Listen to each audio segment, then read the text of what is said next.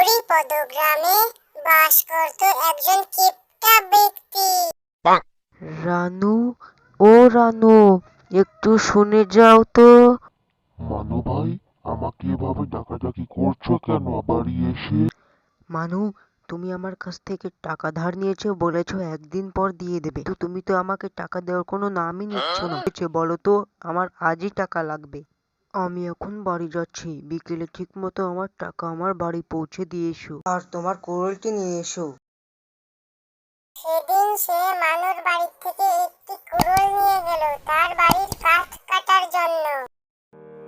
সেদিনের মতো তিনি তার বাড়ি পৌঁছে গেলেন। বুঝলে, সেই রামু আজও টাকা দিল না। আমি ওকে বলেছি বিকেলের ভিতরে টাকা পরিশোধ করতে আর ওর কুড়োলটিকে নিয়ে যেতে। আমি ওকে বলেছি আমার টাকা না দিলে আমি ওর কুড়োলটাও ফেরত দিব না। যাই গিয়ে তরকারি বিক্রি করে আসি। সবজি লাগবে, সবজি, টাটকা টাটকা সবজি, যা নেবে 10 টাকা কেজি, তাড়াতাড়ি নিয়ে যাও।